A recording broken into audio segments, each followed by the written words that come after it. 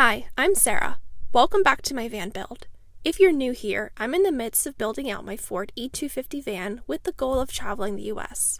So far, I've demoed the inside, sanded and painted the floor, as well as insulated and installed new floor, and now this week, I'll be installing my Air Max fan.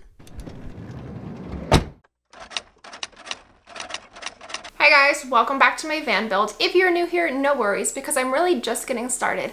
And today I'll be accomplishing one of the biggest tasks to date, my Maxxair fan install. Last video I installed my vinyl floor, I planned out what my ideal layout is going to look like, and now for the most daunting task. I've been extremely nervous about doing this, just something about drilling a giant permanent hole into my ceiling just screams at me, don't mess up. If you don't remember, my van is an extended fiberglass roof, so it's not your typical metal roof that you see in most van builds. I went ahead and moved my van from the shed closer to my house next to my porch in order to create the most sketchiest scaffold you will probably see in your life. Luckily, none of my videos are sponsored by OSHA, so no worries. And I've learned from the best, aka Trent. He's done far worse than this sketchy scaffold, so I think I'm in good hands. I got a giant ladder and I put it on my porch, reached it across my van roof to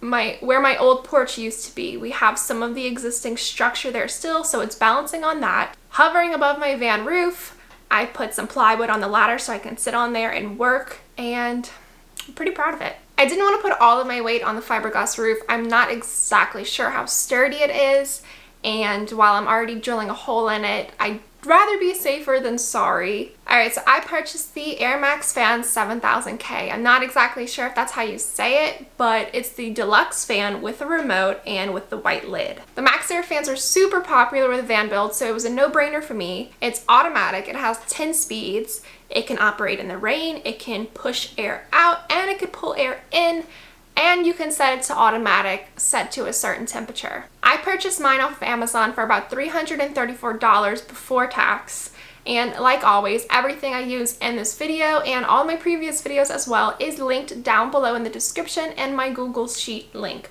along with the prices. I've been trying to get this accomplished for days, probably maybe even weeks now, because it's stormed every single day here in Louisiana. So today looks like a good day. I'm gonna get it done. I have limited time because it is unpredictable. So be sure to like this video, subscribe to my channel for all of my future van build videos to come. I'm super excited to finish this thing, and I'm so grateful for all of the support I've received so far. If you would like to further support me, my channel, and my van build, I did create a Patreon account. I had somebody ask about ways to support me, and so I looked into this. I know other people do it as well. I have the Patreon link in the description below. It is completely voluntary, but always much appreciated, so you should check it out. With that being said, let's get started. First things first is cleaning the surface, which, by the look of it, explains itself.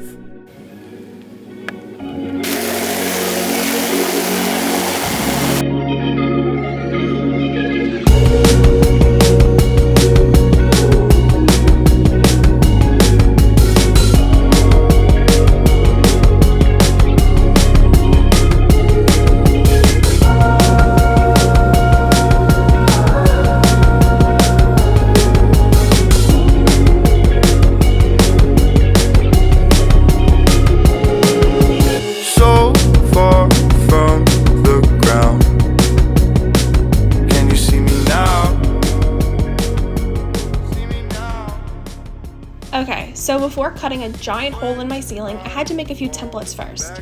So I also purchased the Renogy 4-panel solar kit set, so I'm making 4 templates for each panel to lay out on my roof along with my Air Max fan to figure out where everything was going to go and make sure it all fit the way I planned before I made any permanent decisions.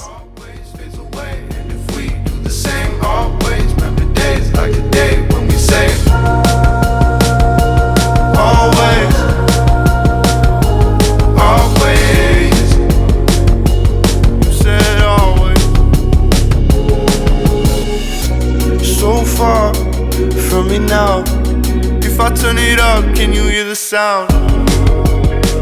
Just give me a shout. Now that I planned everything out with my templates, today it's go time. I took out one of my solar panels to triple check where to put the fan. I'll have everything pretty tight on the roof, so I wanted to make sure that when the vent of the fan is down, it wasn't hitting or laying on top of the solar panel behind it. After that was set, I traced the inside of the frame onto the roof and then taped out the edges to see it more clearly to make it easier when I began cutting. Every day, always on my brain, think of you. Everything always fades away. I'm so scared. Fucking real. No clouds in the sky. No. It's not gonna rain anytime soon. Nope. You sure about it? You sure? After all sides were taped up, I got out my drill with one of the largest drill bits I could find around the house to begin drilling my first holes. I drilled one hole at each corner in order to fit the jigsaw blade into, and then later I would just connect the dots with the jigsaw. After all the corners had a hole, my brother went into the van to tape up a trash bag to catch as much debris and fiberglass dust as possible before I began really cutting with the jigsaw.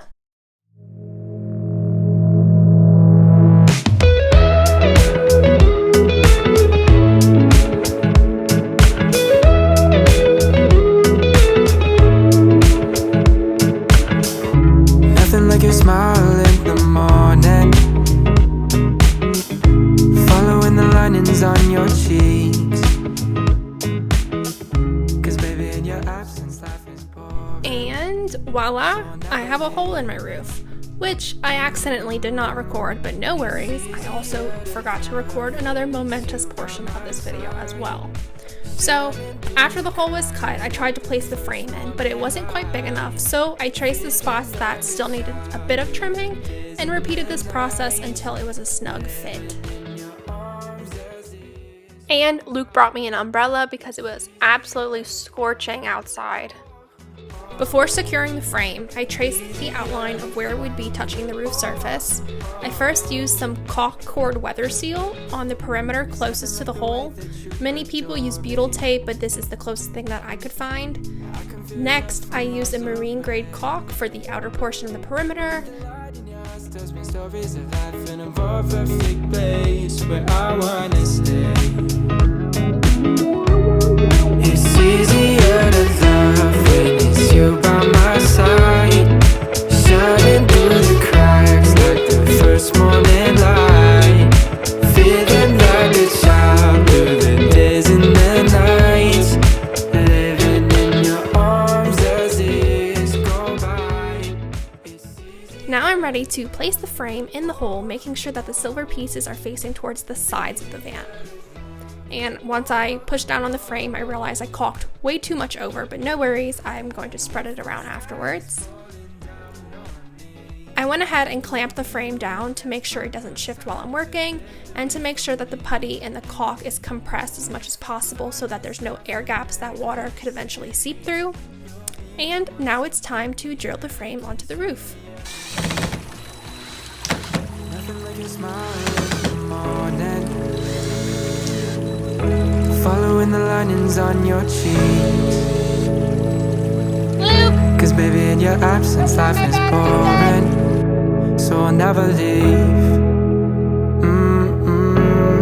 It's easier to love. Oh, oh. It's easier to love. Oh, oh. Easier to love. Oh, oh. Easier to love.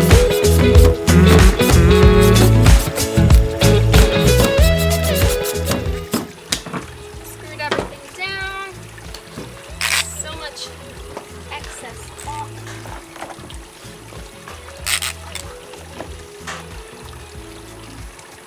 Okay, smoothing out the caulk on the sides.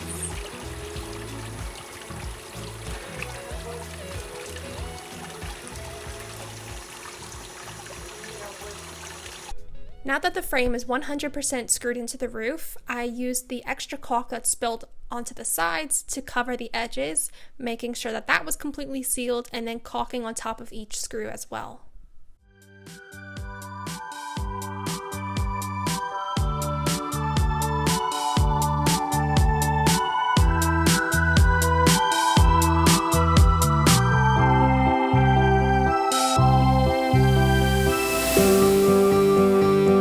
I see you hide yourself underneath the mountain of makeup. Plus the words that you made up won't make you any cooler than you. And that's the last you see of that. Like I said, I accidentally didn't record the two most important pieces of this install, the hole and the actual fan install. But with the storm clouds coming in quick, I was able to put the fan on and the caulk dried before it began raining. Alright, so I finally installed the Air Max fan onto my roof. It was a pretty easy installation, but it's still such a terrifying task because you're cutting a ginormous hole in the middle of your roof, so it's a pretty permanent thing. I cut it definitely too small, so I had to keep going bigger, but better that way than the other way around. I used marine caulk for the outsides to make sure it was extremely waterproof, and marine caulk is typically used on fiberglass, so I knew that would be compatible with my roof. Once you place the fan in the frame, it's supposed to line up the 4 holes on the side to secure the actual fan to the frame that you just screwed down. So I was only able to get one of the screws in. The 3 others, the holes are not matching up, and it's hard because you can't push down the fan because you're moving the actual thing that lifts and not the machine as a whole. So it just started pouring as natural Louisiana weather would. So I'm gonna go ahead and try to get those final screws lined up and put in to secure the fan. Also, shout out to my brother Luke for helping me, supervising me as I climbed the railing of our porch to sit on the makeshift scaffold I made. Thank you again for watching this video. Make sure you like this video and subscribe to my channel, and I will see you in the next one. When your life's gonna end, you should be more worried it'll never begin. So I'll ask, how is life and how